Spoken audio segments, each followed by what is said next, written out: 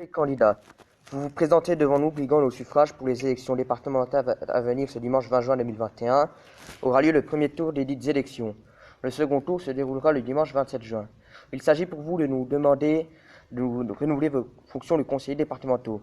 Vous êtes amené le 27 juin au soir à représenter notre canton de Courtenay au conseil départemental. Parmi les missions de ce dernier, il s'agit d'une qui s'appelle la protection de l'enfance. Ma question est simple, si vous êtes élu, que comptez-vous faire en matière de protection de l'enfance ? En effet, la tendance actuelle est aux abus les plus honteux. L'ASE, organisme dépendant du conseil départemental, multiplie les placements abusifs sans souci de qui est réellement en danger, mais utilisant cette politique des placements abusifs en mesure de rétorsion contre les familles qui n'abondent pas dans son sens. Les témoignages affluent de toute la France, le Loiret ne fait pas exception. Ces faits ne sont pas nouveaux. Le rapport de Naves Catala, inspecteur de l'IGAS, par là des contrôleurs de la justice pour l'autre, datant de près de 20 ans, dénonçait déjà les abus de l'ASE. Selon ses auteurs, près de 80% des placements exigés par l'ASE étaient abusifs. Il est prouvé par le rapport de 2009 de la Cour des comptes, présidé à l'époque par feu Philippe Seguin, aller dans le même sens, dénonçant de plus le scandale financier à la clé. Ce rapport démontrait parfaitement que les placements d'enfants, abusifs ou non, revoir le sujet de rapport Naves Catala, seraient de variables d'ajustement au budget départemental par jeu des subventions diverses et variées provenant de l'État, donc ces derniers publics, c'est-à-dire nos impôts. 7 500 € par mois pour un enfant normal, montant pouvant allègrement dépasser les 15 000 € mensuels pour un enfant en situation de handicap. En corollaire à cette question, permettez-moi de vous demander ce que vous avez fait en la matière au cours de votre mandat écoulé. Les placements abusifs sont toujours aussi nombreux.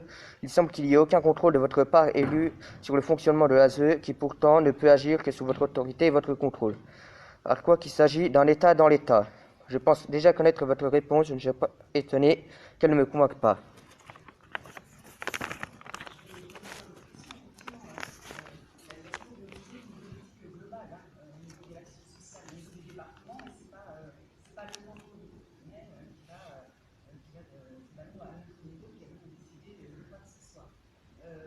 Moi, ce que je vous propose, parce que là, je trouve que c'est des éléments très importants, et le fait que ça courage de votre part aussi d'avoir dit peut-être, parce que je pense que vous avez aussi un message à faire passer.